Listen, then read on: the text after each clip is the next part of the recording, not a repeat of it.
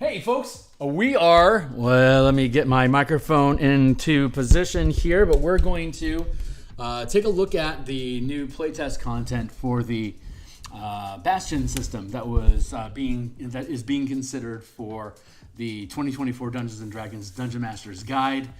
That stuff came out last week. I had first impressions with it over on Indestructible's channel last week. I've had a chance to chew on a little bit further, and so I have some additional thoughts about it that I just want to take an opportunity to share. And I know that some of the folks on my streams haven't looked at the content yet, so I wanted to run a real quick crash course on how it works. It's very easy, actually. So give me a hot second here to check my signal. Boost my signal real quick to make sure that I'm getting heard, and then we will take a look at this for a little bit. So hold on real quick. Mic check, 1, 2, 3. Take a look at this for cool. Looks like mic check's coming through a-okay.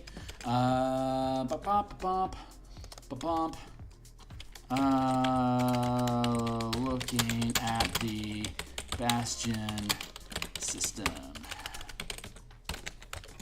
Barp, there we go.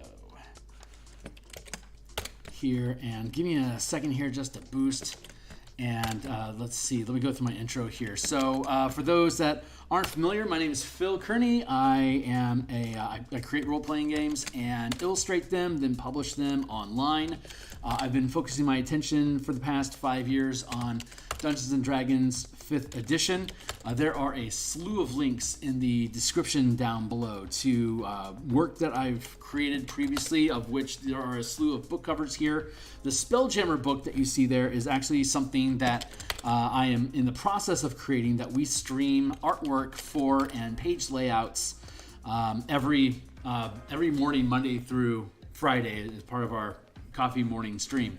So you can check that out. I'm here 6 days a week. I'm always creating new content. Once the content gets play tested, we finish the content, and then we send it off to an editor, who then sends it back to us. We do page layouts and then drop art into it.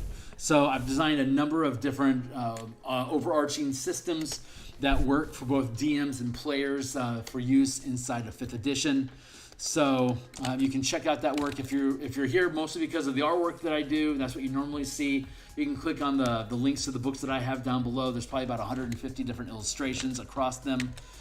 If you're here for the D&D design stuff, be welcome to check that stuff out. It all has free previews. You can read everything, use it all in any campaign from level 1 to 20.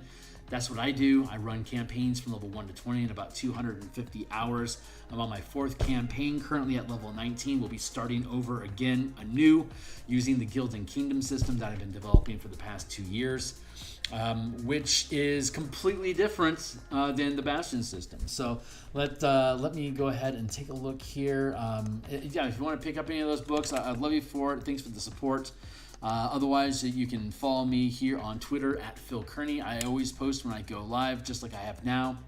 But otherwise, like, subscribe, hit the bell icon, get notifications when I'm live in the future. We're up to 216 subscribers. The dream is to hit 500 by the end of the year. Obviously, I can't get there if I don't offer quality to the folks. So if you think this stuff is cool, plug in and stick around, ask questions. Be welcome to hang out in the chat section. But we are going to look at the Bastion system here real quick. Okay, so and I've got a little notepad here that I took some notes on that we can reference during the conversation. I never have an organized syllabus of what we want to talk about. So we're just going to talk about some stuff here for a little bit. I've got a timer going. It'll hit me at the 20-minute mark. If I still got more stuff to say, 15-minute mark. If I still got more stuff to say, we'll just keep at it until we're done. But if it only takes 15 minutes for me to walk through what I got to say, then I ain't going to belabor the issue. We'll just cut out of here. And you guys can catch up with me tonight. I'm doing a farmhouse and cornfield map right now for an Eberron adventure that coincides very nicely with Halloween. So you can plug back in with us in about 6 hours for that tonight. But otherwise, hey, we're looking at the Bastion. We're looking at the Bastion system here. So let's just quickly define real fast here what this isn't. What it isn't is a Dominion system, and by Dominion I mean like BECME 1st edition, 2nd edition, and leadership a bit in the 3rd edition, where you are overseeing and having direct command over NPC creatures and NPC characters that you lead into battle, that you delegate tasks to perform for you, akin to an adventurer being able to multitask by assigning some features or actions to NPCs that can be easily resolved. That's not part of your main plot point. That is a dominion system where you establish a territory, you control that territory, you mess with all the challenges, consequences to your actions, and things that go awry inside of that territory. And if you do well, your dominion continues to expand, and you gain more control and influence over the game world around you. This is not that. What the Bastion system does is 2 things. 1, it gives your team a home base, a safe place that the team can go to lick their wounds, as though they had any kind of lingering issues. They can heal immediately on a long rest, no matter where you are, as long as you can get your long rest. So there's not much licking of wounds needing to be happened here, but it is a good place for you to have as a go-to place between adventures, if you ever have between adventure time, which is another interesting point. But its core purpose is to give your team a home, and the meta reason, or the mechanical game reason to having this, is to give characters more control over what type of magic items that they get in the campaign that they want, that the DM isn't necessarily putting into a loot hoard for you just to find. If you want to have a cloak of the the Montevine, or whatever that's, Montague, or maybe I should use, if you want pearls of power. That's a word I can say. If you want pearls of power and you put in the request and they aren't showing up, your DM may instead allow you to utilize your Bastion to create those magic items over time as well. So let's just I'm just going to do a quick crash course here real quick, just to walk through what the Bastion system is. You are creating a property. It starts at 5th level. You have the ability to create a structure that has different rooms in it. Some of them have mechanical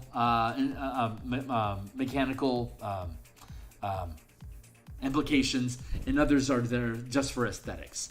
You've got different room sizes.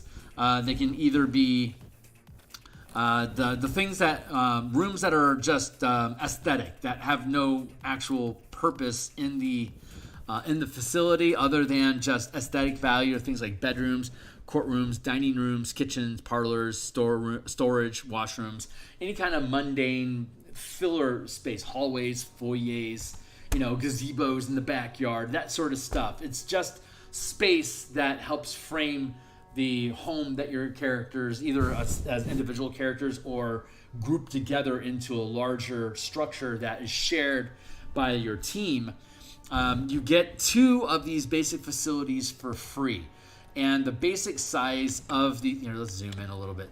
The basic size of these things are either cramped, which are 2x2 spaces, roomy, which are 4x4 spaces, or vast, which are 6x6 spaces, and each space is a 5-foot square. So cramped are basically 10-foot squares, roomy are 20-foot squares, and vast are 30-foot squares. Those are the different sizes. So you get a cramped and you get a roomy automatically, and then you can just pay gold to create additional spaces as you please. If you want, you get 1 bedroom and 1 toilet, for instance, or you get a kitchen and a courtyard, and then you spend additional gold to gain additional structures as you wish, and you can make them bigger by renovating them in time.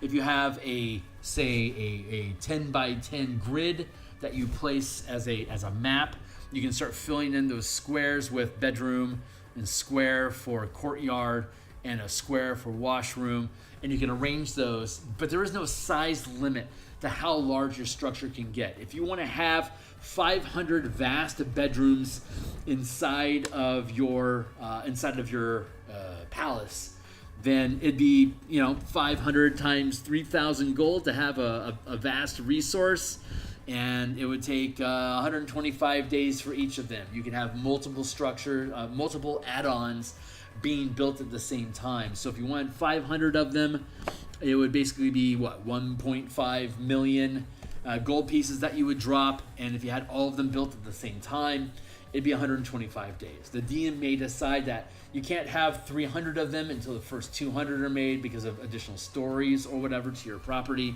So the DM can arbitrate how many of those structures can be built at the same time.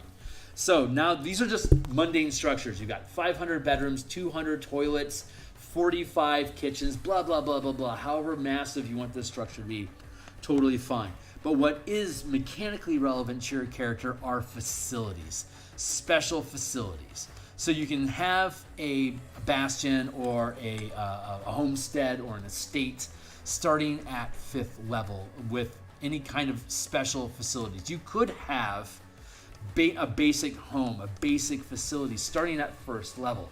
Take over a keep on the borderlands or something, call it your own.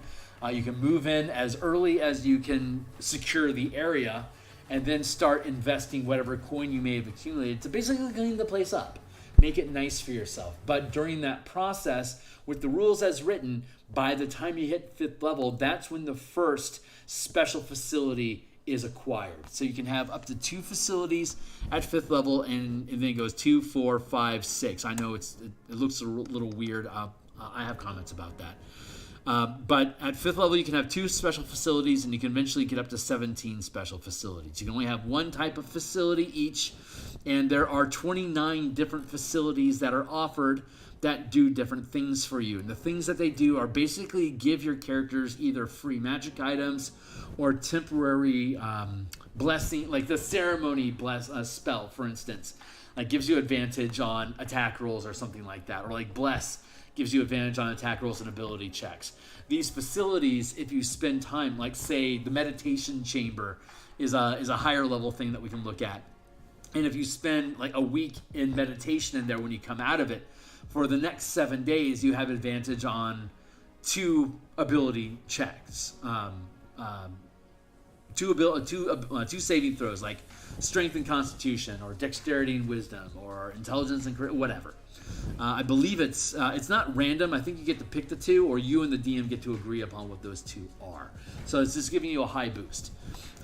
Each of the properties does something like that. Like the pub, for instance, there's if you get a pub, then you can use that pub to create magical elixirs, that basically magic brews that you can drink. Like the Kiss of the Spider Queen. Drinking this beverage grants you the effects of spider climb. That has a duration of 24 hours. So if you're in this facility and this is a pub, is a 13th level facility. So there's prerequisites on these things, and this to have a pub in your facility, you have to be 13th level. To have a bar in your house, that does special things. It does special. You can always just have a pub as just a thing, but it won't be able to produce special things until 13th level, and the special things that it produces are these potions. So your Bastion can, every 7 days, you can switch over what your pub special is. And you don't have to spend 7 days drinking there. You can just go there and get a beverage. So you can grab yourself a Bigby's Burden, and then drinking this beverage grants you the enlarge effect of the enlarge spell. And it lasts 24 hours. There is no saving throw to it. So you could theoretically grab a chug of this. Let's see if it says anything about grabbing and going with it. Spins if the spies learn at the target's locations.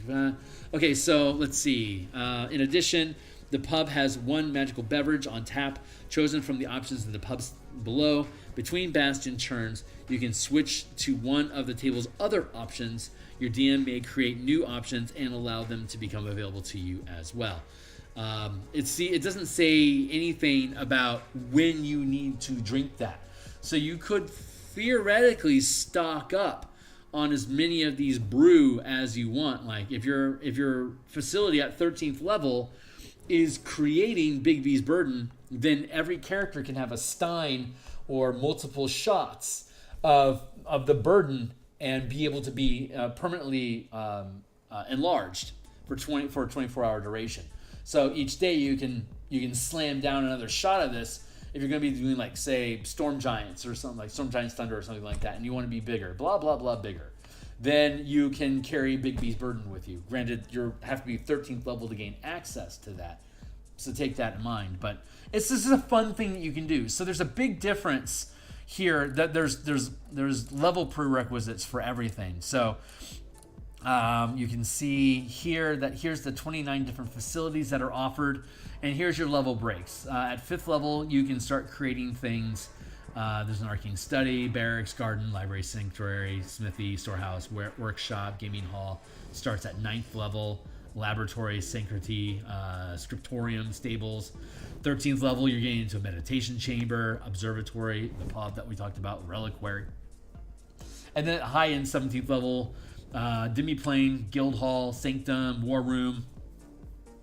And the way that they're pacing the level that these things are available is not what the thing is, but what the features are that you can do with them. Like that pub, for instance, having at-will potions for you to be able to be enlarged. Being permanently enlarged at 13th level, not a big issue. There's nothing broken about that. Having a permanized spider climb that lasts for 24 hours, and you have, umpteen potions of that you can carry on you. It doesn't break the game. It just changes the dynamic. But you've had access to spider climb since, well, the wizards had it since 3rd level. So you've been playing with spider climb for 10 levels by the time you have the ability to basically just do it at will. So if that's what your team is brewing, then that's a really fun resource that you can take in. But again, this is allowing you to have a ton of different magical resources at the ready. So your DM may not allow a Big B's Brew or the spider climb thing, depending on what it is that the DM has planned for whatever your next adventure is, or if they think it's ill-suited for your campaign. But they could have like Selune's Blessing as a potion that gives you like enhanceability spell, 2nd level, which would give you like advantage on your charisma checks for 24 hours when you drink Selune's Beauty, for instance, or Selune's Blessing. Or it could be like the Bless spell. It's like basically anything that's 2nd level or lower. This is basically saying you can have ad hoc use for a 24-hour block of time every time you swig a potion on it. Take as much of the stuff as you want. Basically, it lasts 1 day each per character. So there are no limits set in the book, so you can abuse the system that way. You can also do things like the Arcane Study. You can craft a book. Hey, Nick, it's good to see you, my guy.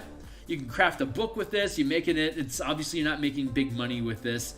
These things aren't really money-making operations. Your facility, they wash away the need for money by making everything within the facility self-sufficient. So if you have for instance, if you have an arcane study in your bastion, the arcane study is presumed to produce enough currency on an ongoing basis that it not only takes care of the need to maintain the arcane study itself, but also the larger facility around you.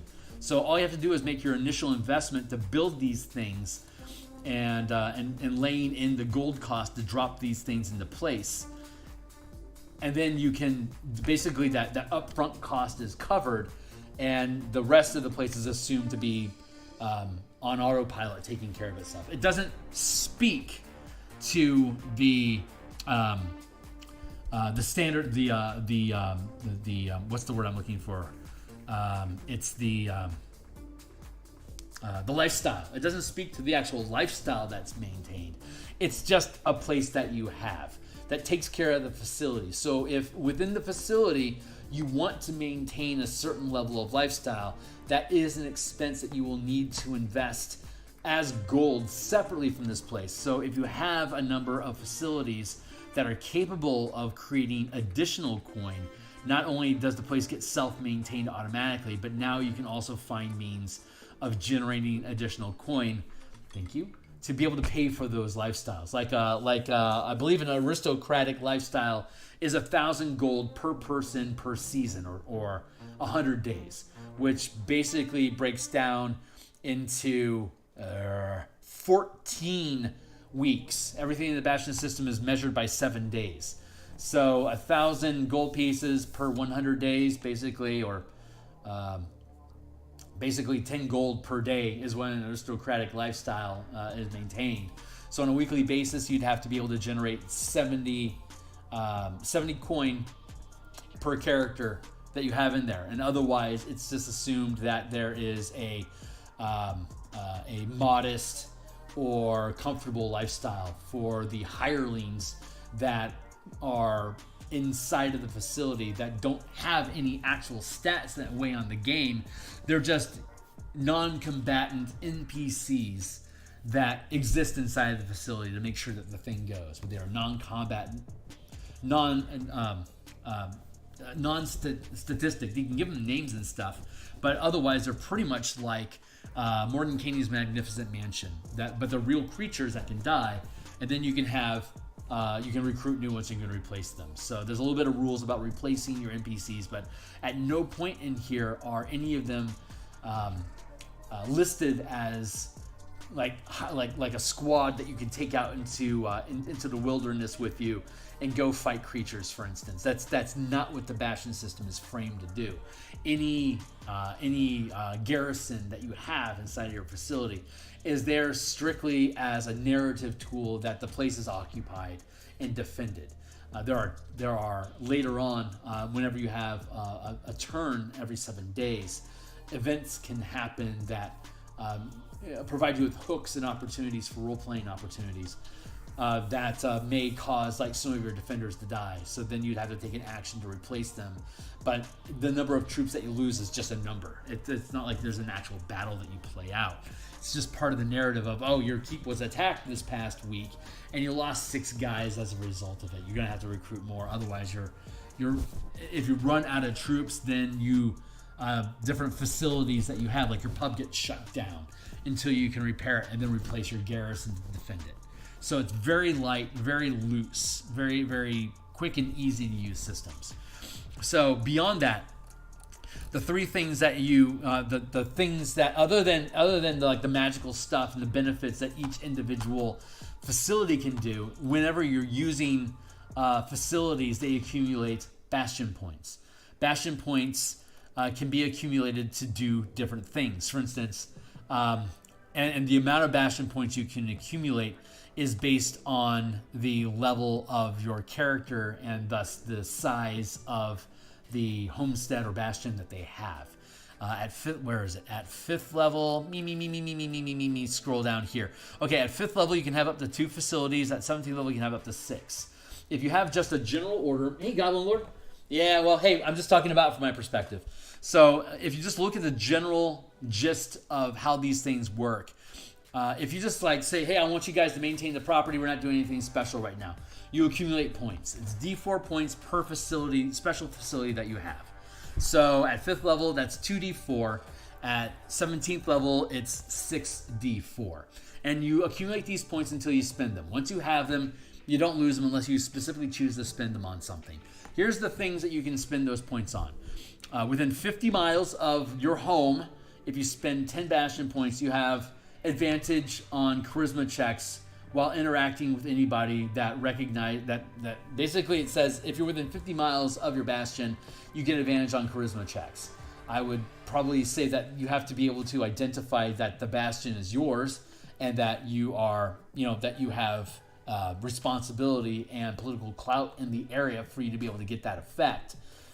But that's a thing. It's 10 points. So then, and you gain these points every week. So a 5th level character, typically in say 2 weeks, is going to likely have enough bastion points that if you go out and you roam the wilderness, you're going to have advantage on any kind of charisma checks. That's actually super useful if you're playing a Dominion style campaign where you actually have responsibility over the region around you.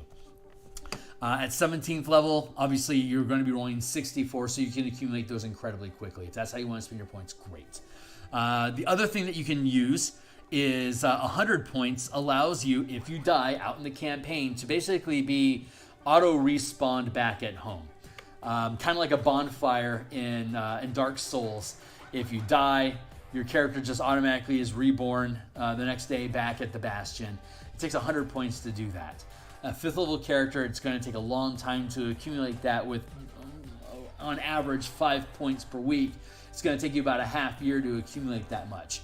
If you've ran D&D 5e before, you know that after about 20 weeks, you're probably 20th level already. So it's not going to be a big problem for you accumulating those points, but you can only resurrect yourself back at home once per level. The other thing you can spend Bastion points is basically creating your own magic items. Let's go back up to that chart and take a look at it, and let's hear some comments here down here. What's up, Goblin? I was imagining Diablo 3, and I was cracking up laughing. Yes, for the resurrections. Yeah, no kidding, right? So the other thing you can do with it is you can spend points. It says here that the level prerequisite is blank, but obviously you can't have any Bastion points until you're at least 5th level with a Bastion. So technically the level prerequisite here is 5, 5, 9, 13, 17. And you can see the costs here, 20, 70, 250. Here, let's zoom in a little bit more just to get absurd. 20 points, 70 points, 250 points, 350 points, 700 points. So let's see. I didn't bother charting out all of them, but at your highest level, 17 with six Bastions, averaging. If we're just throwing D4s, right? It's going to take you. On average, you're going to pull about 38 points on average. If you're let's step back. Let me step off of this for a second. If you're just using D4s, it is going to take a ridiculous amount of time, potentially 134 weeks for you. If all you ever do is roll ones, it's going to take you 134 weeks at 17th level to gain access to create your own legendary item. Your DM could decide that you need to have a formula, or you have to go on a quest or something to find out how to build the thing first. But once you can, your Bastion can be just assumed that it's building this thing, and you don't have to pay any particular time to it. That simplifies having to worry about the cost of individual materials and enchantment effects to be able to create something. But they're talking about, as I understand it, they're going to be adding costs, gold costs, to the DMG for magic items anyway. So the Bastion point system, considering the only 3 things that it can do is either give you a charisma bonus, resurrect you, or create magic items, it's questionable whether or not Bastion points are even necessary, because you literally don't spend them on anything else. A DM is welcome to come up with other things to spend the points on, but as written, if the DMG is going to provide gold piece costs, there's no real point for it. But those are the 3 things that you can spend points on. The base is a D4 per facility if you're just maintaining your property. If you're actively using your facilities to create things, they offer you more points. For example, the pub that we were looking at, let's spin back down to pub, and the unlimited magic potions it creates. Blip, blip, blip, blip, blip, blip, blip, back down to pub. Letter P is pub. There we go. Pub specials. Right, pub. A pub is a 13th level Bastion. It's D8 Bastion points. So if you're actively using your pub to brew up unlimited potions of Spider Climb, or Enlarge, or Dark Vision, or Resistance in necrotic damage, or Immune to the Frightened Condition. Again, these are about 2nd level spell type effects. Like, you can get rid of fear with a lesser restoration spell, if I recall correctly. I believe that's a 2nd level spell. Hold on, am I crazy? Or is that actually a 3rd level spell? Let's look. Lesser rest. There it is. And of course we go to roll 20 because, D&D Beyond is actually starting to show up in organic search results. Good job, guys. Good job. It looks like you're actually spending money on your own SEO at this point. Let's see. You can remove blinded, deafened. Oh, no, you can't get rid of fear with that effect. That's funny. But it is 2nd level. So that's about on, I was at least thinking on curve. But yeah, as a specialized use, that's cool. But like I was saying, generally, These are second level effects that you gain at 13th level. But again, there's no limit on how many of these things you can have. It doesn't even mention a limit. So you could technically stock up on as many spider climbing potions as you want and go climb a cube of Tartarus if you want to. A 5,000 mile wall that needs scaling. You can just pack on a shitload of spider climb potions and just run up the side of it and have a vertical adventure if you wanted to. Fun stuff. But while you're creating those potions, the point is that you've got a D8 instead of a D4, you get D8. The scaling for these things here is basically what is the scaling? At 5th level, it's a D4. At 9th level, it's a D6. At 13th level, it's a D8. And at 17th level, it's a D10. Depending on the level of the pub or of the facility that you're creating, that's the correlating die roll.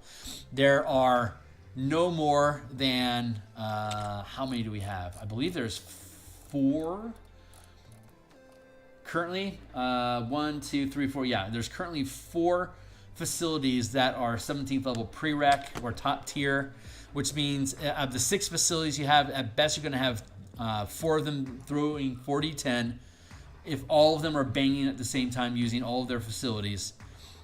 And then you could have 2 13th level facilities, which would be 4d10 plus 2d10, plus 2d8, sorry, which is going to average around 38 Bastion points per week if they're constantly churning out production of whatever it is that they make. And that would then require 20 weeks of average rolls for you to be able to create a legendary magic item. Using those 6 facilities, the 4d10 plus 2d8, if all you ever do are roll natural ones on your die rolls, then it's going to take you, 6 points per week, 134 weeks to generate 700 Bastion points. If you're always rolling your most, it's only going to take you 13 weeks because you're going to be banging out 56 Bastion points per week if you could potentially do that somehow. But on average, it's going to take you, once you get to 17th level, about 20 weeks for you to be able to create each legendary magic item. And it just gets easier and easier and easier. If on average you're going to have 38 points, then we go back up to the table at this 4th tier of game, which I play about a quarter of the time. Like I run through 1 to 20 level campaigns in about 250 hours. So about the back 60 hours of the campaign are going to be 17th, 18th, 19th, and 20th level. So this becomes really relevant to my campaigns in particular, because if I were to implement this, then it only takes 350 BP for a very rare item. That's only about 10 weeks. If I want to have a rare item at 250, breaking down by 38, that's about 8 weeks that it takes me to be able to 4. It only takes a month for me to create a very rare magic item at 17th level. So that's super freaking fast. The way that I pace campaigns, where as you get a higher level, things slow down. There's more space in between what characters are doing. It's very like the last Spelljammer Eberron campaign that I ran. It had a total in-game duration of about 4.5 years.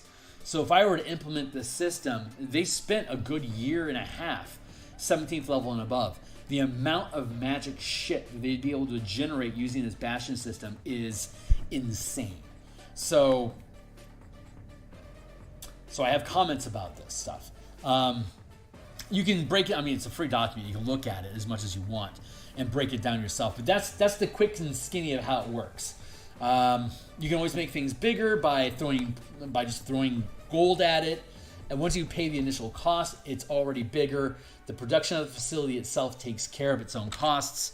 I haven't gone through each and every one of them to see if there's something that generates 70 gold per week for your character to maintain that aristocratic lifestyle. But again, I think it assumes that you're going to be paying for your lifestyle separately, which, I guess that's okay. Here we go. The Gambling Den, I believe, is the largest money generator, which could be potentially up to 600, but it's probably going to most likely average around 60 to 120 gold per week, which means on an average, you'll be able to maintain an aristocratic lifestyle. Most likely, you'll have a wealthy lifestyle, which I believe is only 5 gold per day. I'll have to revisit that, but it's pretty easy if you have a gambling den to be able to, but you can only have one per facility. Granted, you could have 4 characters that all lend into the gambling hall, but you have to be 9th level to do that. Until then, you're basically out of pocket generating income, or you have to find something else that can create income for you at the 5th level. Let's go take a look here real quick. What do we have at 5th level that crafts? Most likely it's the crafting things that'll be able to create stuff for you. So I have these broken down by task. Crafting, empowering, harvesting, recruiting, research, and trade. So trade is you're basically generating commerce to trade with people. Craft is generally making magic items or equipment that your characters need. Empowering grants your characters buffs or like temporary enchantments. The harvest area allows you to also gather resources in a different way, and then recruitment allows you to gather characters or creatures. Like the teleportation circle gives you access to a mage or an archmage. Menagerie gives you access to creatures up to CR, I believe, 3.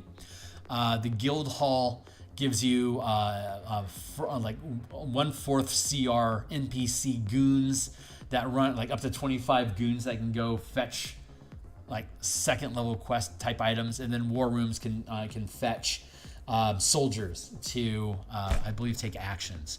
So and then research is finding out stuff. I think let's look at the guild hall. Let's see what this. Oh, that's a 17th level. That's a bad one to go with. Let's go with something low level. Let's go with the workshop. Let's spin down here to the workshop. Workshop, there you go. It's 7 days, so you can build costumes, gaming set, musical instruments, blah, blah, blah. The work takes 7 days and costs you nothing unless the item is worth 10 gold pieces or more, in which case you pay half the item's cost. So you can create items there, but I guess you can sell it for the book cost. So it doesn't make it super easy for you to quantify how it is that you would be able to pay for different lifestyles that are presented in the player's handbook. Maybe storehouse. Let's see what the storehouse does. You bear the total cost of any purchases. The maximum gold of items purchased increases to 2,000 gold pieces. When you issue trade orders to this facility, its hirelings spend the next 7 days procuring non-magical items that have a total value of 500 gold or less and stores them in the storehouse. Or the hireling uses those 7 days to sell the goods in the storehouse.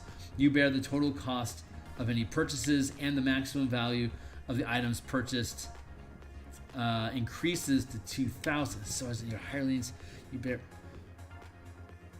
value of 500 or less, stores them in the gold house, or the hireling uses those 7 days to sell goods in the storehouse.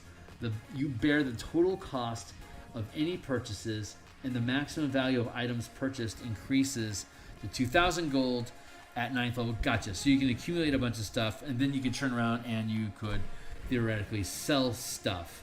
When you sell goods from your storehouse, the buyer pays you 10% more than the standard price. So if I can accumulate 500 gold at 5th level, that can eventually, I can sell it for 550 gold.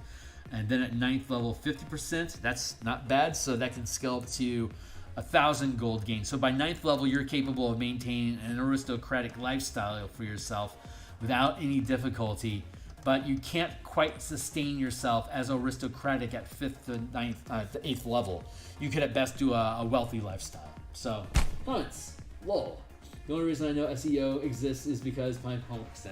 Nice. Search engine optimization equals the website using words, terms, and search tags that correlate with what stuff looked for.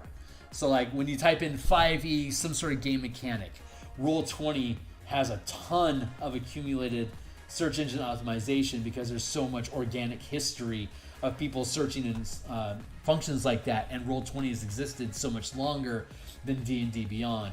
D&D Beyond is attempting to catch up in SEO, which it can do by spending a crap ton of money, but I don't know if their marketing team actually does that or not. Anyway, the point where we're at right now with the system is just break down very fast. you get stuff for free. You then accumulate points while you're getting free stuff. Like, for example, this warehouse, it creates Bastion points. The storehouse creates D4 Bastion points. It's only a 5th rank thing. As you continue using your storehouse to gain or sell items, to have, commerce and trade inside of your facility, every time you use the facility to do something like that, it just takes a second each week for you to issue a command to do so.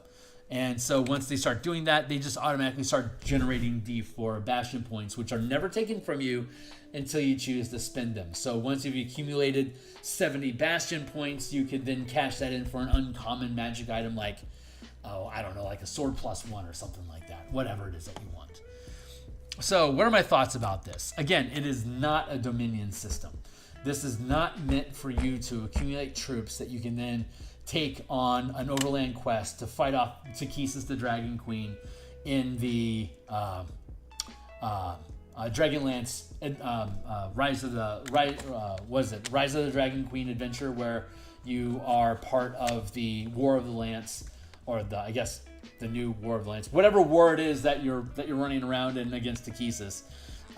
You aren't accumulating troops to go fight that war. You have a villa or whatever it is back wherever it is on the front lines of danger, making magic items and buffs for you, or generating cash and items for you to then extract and then use on adventuring. It is a gear generating mechanism wrapped inside of a toilet or a bedroom or a shop, whatever narrative tool that you want to use to flavor your homestead, your bastion.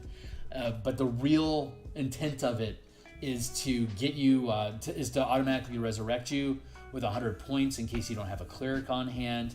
Your DM, if you're starting at 8th level, your DM can decide that each bastion is accumulated 100 points, so you get a free resurrection back home whenever you need it, and then you can do that again each level.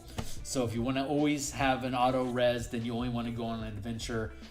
However fast you can accumulate 100 bastion points is the pace at which you want to have your adventure, so your characters can always be recalled back to their bastion and then resurrected anew. If you want to keep close at home, keep with the Borderlands style, where there's a hex crawl around your bastion, your facility, that you want to basically take sorties out into the wilderness and then come back, then you basically have every 7 days, again, you can issue a command, and that's what they will do during the course. Once you have the pub, for instance, if you're in a mountain facility, like if you're in a mountainous region, you can just be constantly training out spider climb potions, so you can every day run up the mountain, run back down the mountain, go back to your bastion, take another swig up the mountain, back down the mountain, without having to worry about any kind of climb checks, for instance. Those are the kind of things you can do. Maybe your ranger establishes a cliffside aviary, where you have a menagerie that has CR3 griffins that you can then populate in your menagerie. So you have flying mounts and have a pub that's brewing up these spider climb things, so that you have the ability to not only fly amongst the mountains, but you can also skitter up and down the cliffs like I've been talking about. If you're going to be messing around with dragons, maybe you want to start creating big beast stuff. If you're going to be exploring, like say the Plain of Mabar in Eberron, maybe your facility wants to create the brew that makes you resistant to necrotic damage. And the DM may come up with new breweries. If you are harvesting different content from the area that you're exploring and you set up a shack, then you could potentially have a new brew shop set up. Like maybe you're exploring a desert environment and you plan on fighting a blue dragon when you can find its lair. Maybe you can find a certain type of cactus that's known for being hit by lightning during haboobs, dust storms that come across the desert. And in these haboobs, there are hundreds of lightning strikes, and these cacti always survive that. Maybe if you brew a potion from those cactus, then you can gain resistance or like an elemental affinity for lightning damage, which would then aid you when you go fight the dragon. You'll now have resistance to its lightning breath attack, which is a really great way for the DM to help set things up for your characters. And these brews, these different potions, are things that they can drop into the adventure. As these are just cockamamie brews that you can have that'll affect you for 24 hours. So that pulls your character back towards where that pub is at, that it can keep refreshing your resistance. So that gives you a safe spot for you, even though in this example it's not even your bastion, it's just in a campsite that they make these potions out of this cactus. That's something the DM can drop in using this as a frame of reference. There are different things that can be used as other adventure hooks. Every time you set a task to the Bastion to perform on a weekly basis. Sorry, I'm down in the cantrip area. Let's get up to the front of here. We have the opportunity. Here's chirp. Where are my challenges, bros? Come at me. Oh yeah, you can craft scrolls. So scriptorium, you gain access to at 9th level. Why they would allow you to have scroll, like why you need this information, I don't know, because you can't have access to the scriptorium until you're at least 9th level. This is kind of implying that you're going to have different tiers of groups. One Eberron campaign that I ran, we had a bastion, basically a home, that we had 15th level characters that were out saving the world. We had 9th level characters that were doing stuff in the general area, and then we had 4th level characters that never left the home. So if we were to have a system that's set up that's having those different tiers of play all interacting together as a larger guild, then it would become relevant that if your 15th level characters have a scriptorium set up, that there would be the opportunity for maybe the 5th level, like the 9th level characters, to be able to come in here and do these things. But as it stands right now, it's a little weird that they're making reference to item level, to the levels that are irrelevant.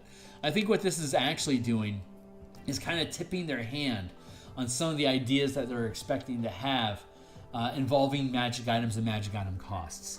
So you can see here, minimum levels, costs. Let's see, what does it say?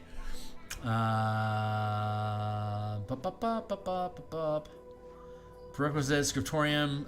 You can replicate a book. So what? You can make paperwork. So what? Scrolls. You can mission the facility's hireling to craft a magic scroll, or you craft it yourself. The work takes 7 days. Craft scroll table shows the minimum level one must be to craft the scroll of any particular rarity, and the cost of the supplies needed for purposes of crafting scrolls. Your hireling's level is, oh, I see how that is. Okay, so you can have your hirelings create stuff. So that does make sense. So I'll go ahead and eat crow on that and recognize why there would be a minimum level there, because your hirelings are apparently considered half the level. I don't honestly know if that's a consistent thing that runs throughout the facility. Let's go up and find, let's see. Chuck. Observatory, menagerie, crafting. Here we go. Crafting potions as well. Okay, so yeah, we have the consistent language here. Hirelings are half your levels. Sorry. Apparently there's things in here I haven't quite discovered yet because I've been skimming the content, but that's fun to know. So they're establishing that you can have hirelings that operate at half your level. So this is probably confirming that outside of your bastion, if you are to create your own magic items, we're probably going to see in the DMG someplace stating that uncommon magic items can be created by people with the corresponding thing on their spell list or whatever of whatever level. So like common items you can probably start crafting at 1st level. Uncommon would be 5th, etc., etc., etc. So that makes a lot of sense, and I like discovering that, and I like seeing these gold piece costs laid out for crafting in general. Your facility is providing the place that you can make these things, but it's still applying a gold value to actually creating them. Is there a consistency between crafting potions and making scrolls. So let's go back down to the scriptorum and see what's going on with scrolls. Scriptorum, here we go. Yeah, I believe.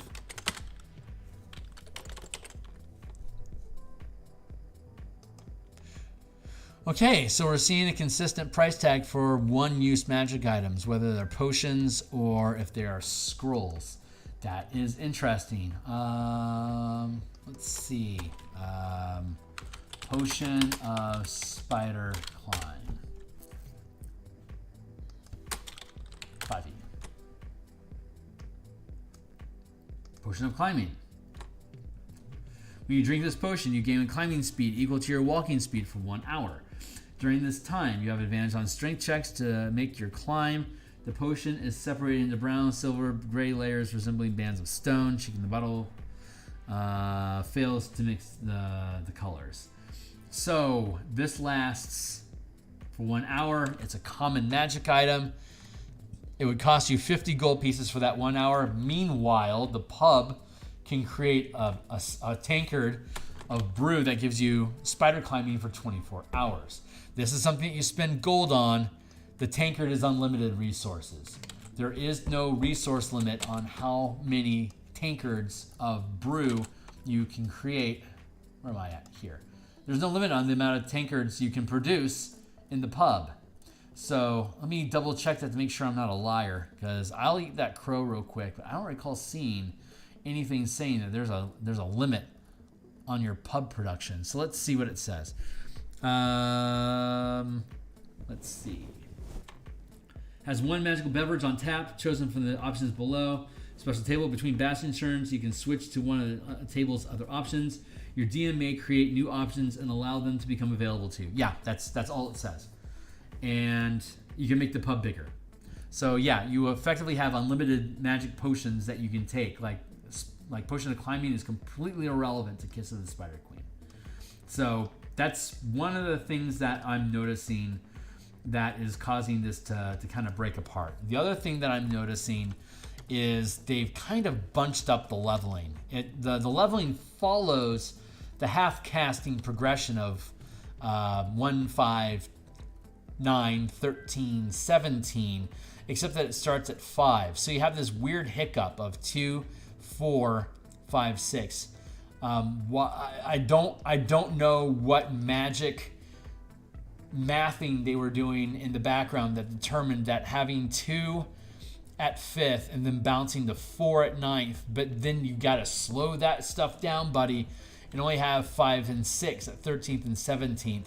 I don't know why they didn't bother curving out to have a D4 at 1st level, a D6 at 5th level, a D8 at 9th level, a D10 at 13th level, and then a D12 at 17th level, and simply change the amount of points that it takes to gain different levels of magic items. They could also take facilities, and instead of having them just have a generic base cost of D4, they could have the amount of Bastion points that a facility creates scale with the level of the characters that are who own the Bastion. So a 17th level character would be able to do, say, 60-12 per level, which is going to average 6.5. That's going to be 13 times 3, 39. So it's going to average around 39 per level, as opposed to the 36 that they have right now. So you could always have, you could scale it up. So at 1st level, you're always rolling D4s. At 5th level, you're always rolling D6s. And this would give you a more set scale. You could have 2 at 1st level. You could have 3 at 5th level, 9 at 4th level, 5, 6. You could have this thing curved smoothly. One thing we haven't touched on are the actions that they take. You can craft a potion, but a pub isn't a crafting facility. It just creates potions. What a pub actually is a research facility, which sounds like a weird thing to say. But a research facility, when you issue the research order to this facility, you commission the pub's bartender to gather information from spies who are aware of all important events happening within only 10 miles of your bastion over the next 7 days. During this time, these spies can divulge the location of any creatures that are familiar to you, provided the creature is within 50 miles of the bastion and not hidden by magic or confined to a location that the DM deems is beyond the spy's network ability to locate, blah. If the spies learn of the target location, they also learn where that creature has been for the previous 7 days. In addition, the pub can create potions. So I agree with this translation. Hey, Shiner, I agree with this translation. I like how they're just generally categorizing stuff as research. I might not have given it that title. I may have given it something like information or lore or discovery. We don't have to nitpick over the names of stuff. They can decide to change it during the play between now and publication anyway. But I like that as a general frame. I like that idea. What I don't like is how it's structured. What I would like to see, and this is just me thinking mechanical systems with work that I've done in the past, is when you're making this issue command, I would like to see it to be a skill check that uses whatever skill is appropriate for whatever you're trying to do. Like this would either be like perhaps a charisma or an intelligence ability check that is performed by the NPCs at the level that they operate at. If you, in this system, if your mooks are half your level and you gain the pub at, when do you gain the pub? You get the pub at, come on, buddy, 13th level?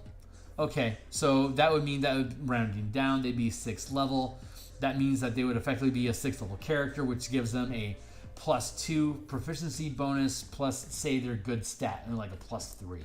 So they have, like, basically they can make an intelligence or an ability check with a +5 modifier because that spy, they're proficient in the spying that they're doing. And then you have the same system that you would normally use in D&D. Instead of having this, you automatically get the thing that you want, you would have the opportunity to have ability checks set up that your character would be able to use their resources to lean into it, like the bard can lend inspiration to those spies while you're at your bastion. So you'd be able to add the bard's inspiration die to that ability check. I'd like to see that. You would then be able to roll the ability check, and the DM would be able to treat that basically as an NPC skill challenge to find what those spies discover for you. For those that are interested in that sort of an idea, if you check in the description down below, I have a playtest document for my Guilds and Kingdoms system that I've been developing for the past 2 years, which is linked in here, which provides a robust task system to do exactly that. The level of your NPCs is based on their renown in the industry. NPC renown, or the CR of the creature, equals the rank that the NPC or creature that you're negotiating with has. The rank of the creature determines the type of die roll that they're going to roll. Scrolling down here into ranks. Here's their rank. Here is the bonus that they would have. A first rank creature, for example, would roll a D4. Second rank would be a D6, D8, D10, D12.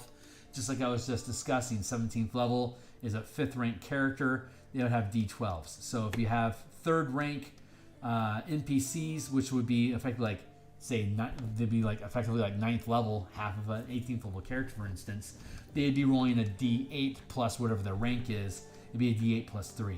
So we have we also have a resource system here that's different from the Bastion system, that you accumulate points that you then invest in tasks that you perform. So if you were to hire a crew of spies to go find something out, you would have to invest enough ranks, enough resources, say 9 resources, for them to be a 3rd rank spy team that would then have access to a D8 plus 3 for their ability check to find the information. The way that the Bastion system is laid out currently is, let's go down and find those tasks. Whenever you use your Bastion to perform the task that it's meant to do, like for instance, perform that research check to have spies find information for you, you would have a check. You would have a potential action that happens. Bastion events. There you go. Like you send those spies out, you'd roll a d20. And the spy result is going to be on a 1 to 9, nothing happens. On a 10, there's an attack. So like say those spies get attacked during that process. There's also like as a result of those spies finding information, maybe people follow the spy back, or maybe they seek asylum to hide in your Bastion because now they're on the land because they got found out. Or friendly visitors. These spies maybe now want to work with you, and they want to create some sort of an alliance with you. So these spies that come to your place, they offer you this sack of gold that they have as a result of maybe something they picked up while they were spying. There's different things that can come along here. Honored guests, a magical discovery, refugees, etc. There's different things that they can provide for you. What I would like to see, and obviously something I fleshed out on my own stuff, I'm obviously having a commercial here for you to check out the free playtest content that I created for you. If you fail your ability check, it would correspond to something similar to that. If your spies get discovered, they could get captured. Now your characters have to go rescue them. They could be killed. Now you have to extract the information from them. We'll speak the dead. Yada yada yada. But I personally would like to see a skill challenge, and if the skill challenge fails, then that would trigger a Bastion event, and then you could have if it succeeded versus if it failed. I'd like to see that dichotomy. So if you want to play with those ideas, they're available here for you on my Patreon in Command of Guilds and Kingdoms, which you can gain access to from the click down below here. But that's just stuff that I've built. Other people have built stuff as well too. You could, for instance, go check out Adam Hancock, who is the editor for the Spelljammer book that I've created, Alyth's Blueprints for Homes and Businesses, which creates the Bastion system, but they created the Bastion system here. How long ago did they create the Bastion system? They created this back in... This is an Electrum bestseller, and it was created back in 2021. You could also use this Alyth Blueprints for Homes and Businesses and curve into Balduran's Guide to Kingdom Building, which is a platinum bestseller, which has been on the market since 2019. So you could use both of these things. They are a very robust. Alyth is a very far more in-depth system for building bastions and homes. Balduran's Guide to Kingdom Building basically takes a similar idea and builds out a means for you to be able to have ability checks to issue edicts for your kingdom to take to interact with other kingdoms and to do things like send spies off on ability checks. The playtesting content I have here for the Guilds and Kingdom is edited by Adam Hancock and has his blessing. It's meant to be used in addition to or as a sister companion for the Balduran's Guide to Kingdom Building. So if you like what Wizards of the Coast is doing, and it's the Bastion point system is a little bit weird because if they're going to be providing gold piece costs for all the magic items in DMG, you don't need Bastion points at all. You can just accumulate X amount of gold equals you can teleport back, or you could just make that a free feature as something you can teleport back to. Since you can only do it once a level anyway, you don't need to spend the Bastion points to do it. For the charisma bonus, that can just be a benefit of whenever you identify yourself as the Lord of the Bastion within 50 miles of the area, that will just give you the charisma bonus to it. So I kind of like how loose and easy the system is. If you build this thing, it gives you stuff. I don't like the balance behind it. Like every 20 days you can, or every 20 weeks, you can have a new legendary item. D&D as a 5e system isn't built to have long-term campaigns. Absolutely nothing that Wizards has ever presented to us had anything that implies you're going to be here for a couple of months. Nothing's going to happen. Maybe like being snowed in the Rime of the Frost Maiden or like if you made your Spelljammer ship a Bastion, and it's going to take you 50 days to fly from one system to another, you could craft some stuff while you're on the way.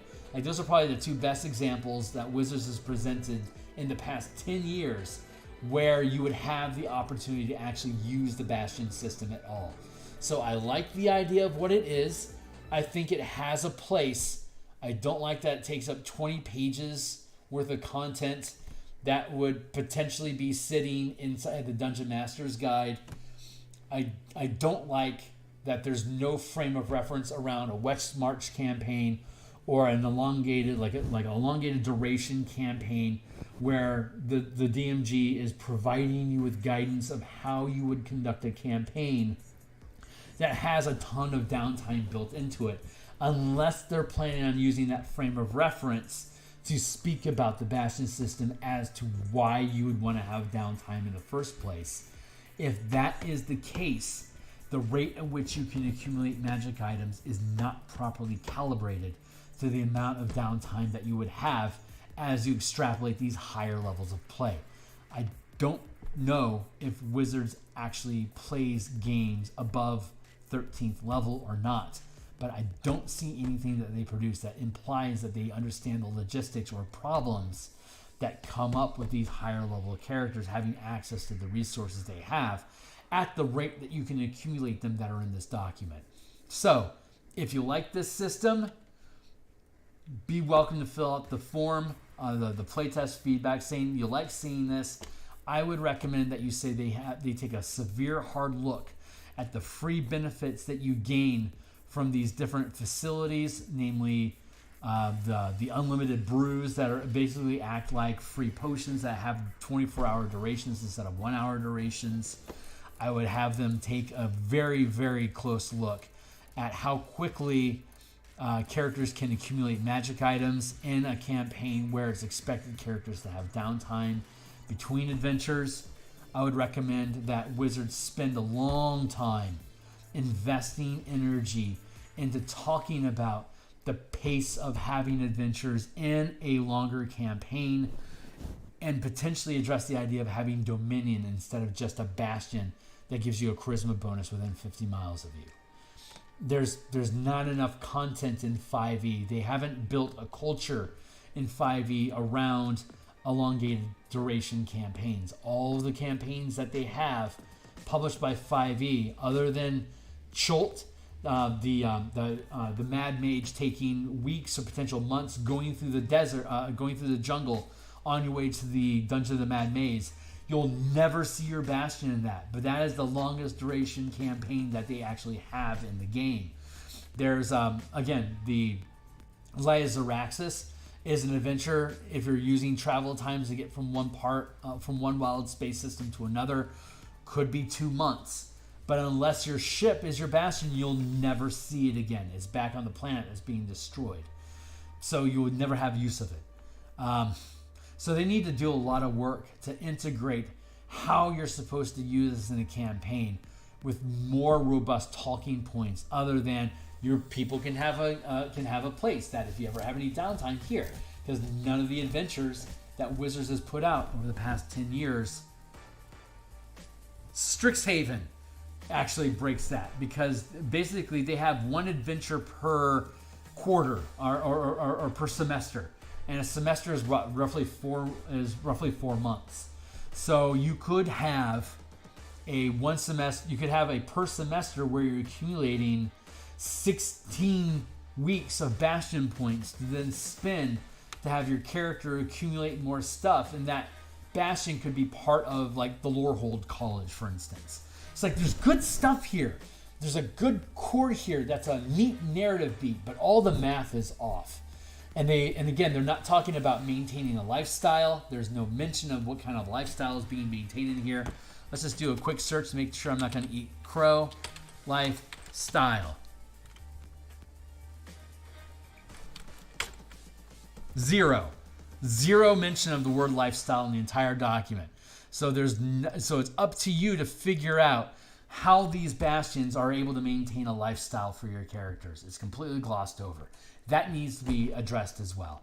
So I like how light it is, that it's self-maintaining, that it allows you to accumulate stuff that you're going to want to use, and that you can convert some of that stuff into money that you can then spend, and that they have money costs broken down for scrolls and potions.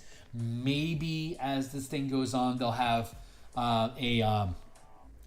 instead of having a B point system, it'll just finish up the rest that they started with the magic item, with the crafting potions and scrolls, and maybe they'll finish that effort by having a gold piece conversion cost for the different magic items that you're creating that can then jive with the rest of the Bastion point system that they already have down below for the potions and the scrolls. But as it stands so far, the Bastion point system is replacing permanent magic items while they're still providing gold piece point mechanics for crafting potions. Let's double check here real quick to see how fast we can create a potion, and then or scriptorum scrolls. And then I think that's pretty much all I have to say about it right now. So give me a second here. Let's scroll down to see what it actually says about how quickly. Let's just go down to scriptorum. I know that's where that's at. 100,000 is basically half the cost of 200,000, which is basically the kind of coin you have to spend for a legendary magic item, if I remember Xanathar's guide to building items. So down in the scriptorum here, what does it say? The work takes 7 days. The craft scroll table shows the minimum level one must be to craft a scroll of a particular rarity and cost. So let's look at 17th level. It'll cost me 100,000 gold to create a legendary magic item, a legendary scroll. 5e legendary scroll. Magic items. D&D Beyond. Scrolls. Legendary, 9th level. So, if I spend 100,000 gold and spend a week, I can basically stack up one wish spell per week if I'm a wizard. And yet, if I want a legendary magic item, it's going to take me half a year to create it. There's a disparity here that isn't being addressed. Either we should be able to create legendary magic items at maybe, if it takes 1 week for a 9th level magic item, magic scroll, which is a temporary legendary item, that's going to take me 1 week with 100,000 gold. Should it instead take 2 weeks to be able to craft a legendary hammer and 200,000 gold pieces? Or should it take a set amount of Bastion points to be able to, that this scriptorum has to dedicate its production time to accumulating for it to separately create that magic scroll?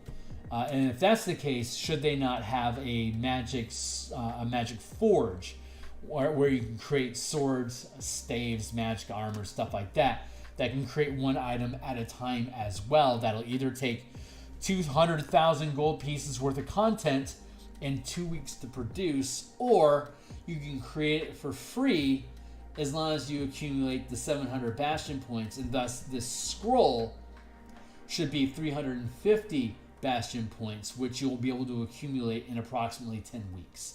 It can't be both. It should be either, in my opinion. And again, there should be success and failures in performing research, craft, accumulating wealth, stuff like that.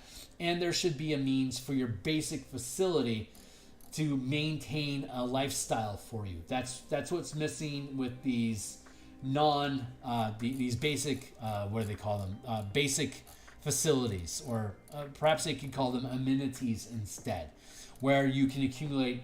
If they're going to go with Bastion points, they should really lean into Bastion points being everything. Otherwise, it's silly to have them for just 3 things. Get rid of them and figure out how to make your temporary magic items work with your permanent magic items and accumulating points. Those are the hiccups in the system. I don't think I've seen anyone discuss that point, but I think that needs to be addressed. So anyway, hey, that's it for the day. I was just checking in. I was just providing some thoughts about what I think about this. I think it's not a Dominion system. It's not meant for you to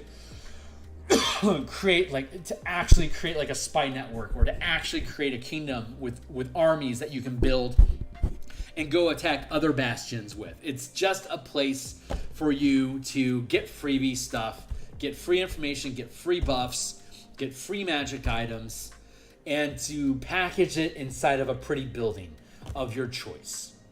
That's essentially all it really is. It doesn't do any of the Dominion stuff that you would expect outside the home, other than give you a charisma bonus to do so, or to have a spy go check and find out some rumors for you within 50 miles, or to find a creature that's within 50 miles of you. Like, your ranger wouldn't be able to figure that out in a day on their own anyway by using Commune with Nature, but whatever. There's nuggets inside of all the crap that make this a cool thing to use. I don't know how finished they think this thing is. But if it's implemented as is, it's either going to wreck your campaign or it's going to be completely pointless. It's not calibrated to actual gameplay yet. So says I. So you can fight me over it in comments below. Swing by, check out, and I definitely check out Adam's books on the DMsGuild. There's a 25% discount if you buy them both together. You are most welcome, of course, to check out different books that I've created that are linked in the description down below. They are all 100% preview. So if you think they're cool, consider making a purchase. You are definitely invited to check out the playtest content that we've created for the Guilds and Kingdom system that we've been building. It's a document there for you on my Patreon. You're welcome to drop. You don't have to be a patron to check this stuff out. This will all eventually end up in a Kickstarter campaign. So if you think these are cool ideas, be welcome to drop me a hello in my Patreon, in the links down, in the comments down below if you want to, or just check it out. If you know where I'm at on Discord, you can kick at me there. If you can follow me on Twitter at Phil Kearney. And if you thought this stuff was cool, or if you want to see some more of the stuff that we're building in the future, like, subscribe, hit the bell icon. I'd love to have you guys around. The more the merrier. I'll be back tonight building a map for the Eberron adventure that will also be publishing on the DMsGuild. Right now, I guess in celebration of Halloween, we're creating a cornfield and farm homestead map that belongs inside of the adventure that we're creating, but can also be used separately if you wish. So check that stuff out. We'll be back in probably in about 4 or 5 hours to do that, and then we'll be back tomorrow morning again to work on more Spelljammer art. Once all that Spelljammer art is done, the Spelljammer Combat and Exploration book will be on DMsGuild as well, also with a 100% free preview. There's going to be 72 tokens, ships, creatures, Light of Xeraxis NPCs, as well as all the maps that you need for Light of Xeraxis to play that as well, with the new rules that we offer in the Spelljammer Combat and Exploration. So this is the commercial part of my session, obviously. I appreciate you guys checking this stuff out. If you're interested in Bastion, go to D&D Beyond. It's the thing that they're crowing about most right now. It's worth taking a look at. The cantrips are pretty cool, but I don't really do spell breakdowns. So I just look at mechanical systems that affect 5e in general, because I build mechanical systems that affect 5e in general. Theurgy's ability check casting that you can certainly check out. The color mana spell point variant rules is amazing for use in Ravnica, Theros, Strixhaven. I use it in Eberron, super fun. Pacts and patrons of Ravnica are 10 unique otherworldly patrons, one for each guild in the Ravnica setting. So if you are a Selesnya Warlock, you can choose the Selesnya Guild to be your otherworldly patron and gain unique benefits for doing so. Heavy deep Ravnica, MTG, magic color flavor, love that stuff. So anyway, that's it. That's it for today. For now, I'll be back tonight. I'll be back tomorrow morning. I'm here 6 days a week doing artwork, building new mechanics, and running through stuff. So if any of this stuff is cool, stick around. I'll see you guys on the other side. Thanks a lot.